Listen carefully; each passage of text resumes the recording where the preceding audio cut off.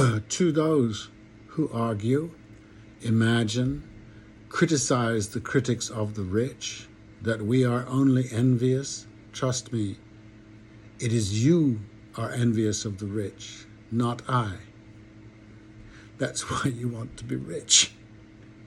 That I do not envy the rich is inconceivable to you. And there you have one of the great conundrums of the age, probably many other ages gone. There's no way around this. Rich people will fascinate you. You will hang on every word, admire their fashion sense, their yachts. You will be amused by crazy rich Asians and assume all of us feel the way you do. When I say I do not admire or desire to be either rich or among the rich, you will think I am crazy or lying or a bit of both. I know you can't conceive of this difference. It's part of your thing. The important part of this argument is, are you the majority? And it looks like, yes, I have no doubt. My contrarian instinct has been denied and scorned for years. You will never have the good things in life. Women will not like you, men will not admire you, etc., etc. Ah, well, it seems you are very needy, doesn't it? From this, a fount pours forth, comes more. The poor who properly aspire but never achieve are failures. Their lives have no meaning. You can call them workers. The media does, and intellectuals, as if they are another species. We will be encouraged to imagine by our Hollywoods and our influencers that this mass is waiting at the gates to devour you. You, their successful, blessed masters, red-eyed with criminal malice, consumed with envy, like zombies, those wretched TV shows you cannot let go. Or as per yesterday's jag, they are poor, weak, crippled, and we, the broad-shouldered blessed, should take pity on them and give. My ladies of the Bitcoin have whole tropes about charity, and to fulfill this charitable impulse, we actually need the helpless, the needy, and the grateful. We cannot sustain the idea that they will go away. There has been poor always, says your stupid book.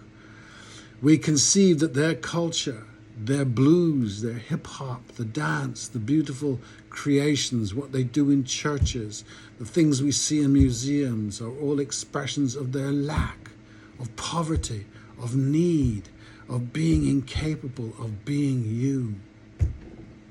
We gaze upon the world with pity. Imagine how hard it is. Can I imagine how hard it is for all the rest who cannot be me? Look at my Maserati and my charities. I am truly blessed and perfect and retiring at 40 to travel the world. Well, as I have experienced you in and out of bed, not often, I am rarely mistook, there is room in you for very little else. You are indeed the American dream. A clever chap pointed out that the American experiment is unique in history, which he admits is hundreds of thousands of years long, but then immediately jumps to Plato, 2,500 years ago, and states that his idea of the enlightened prince's ideal, the perfect state divined by how it is led, was at last challenged by the US Constitution, which is rubbish. It wasn't. Thomas Jefferson imagined he was an enlightened prince and made sure that future elections of that person would be enlightened.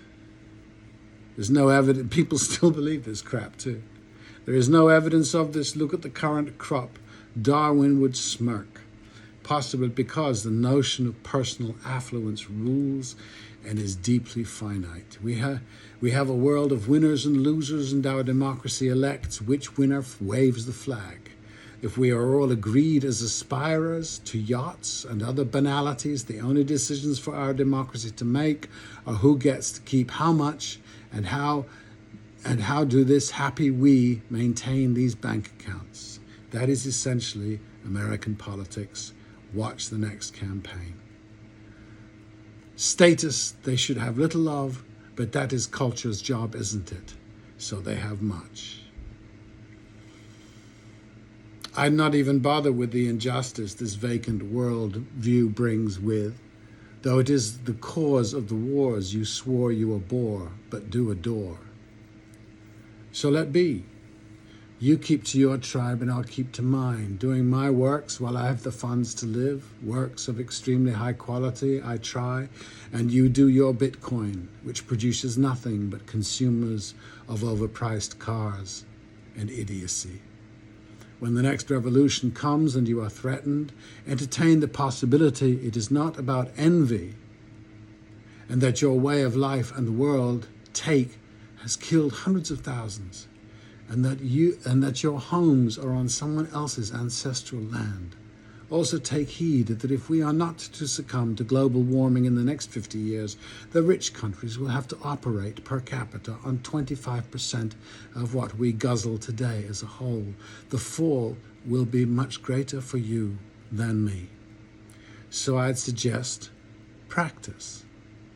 And you might actually find that happiness can be done on enough. I know, it's unbelievable.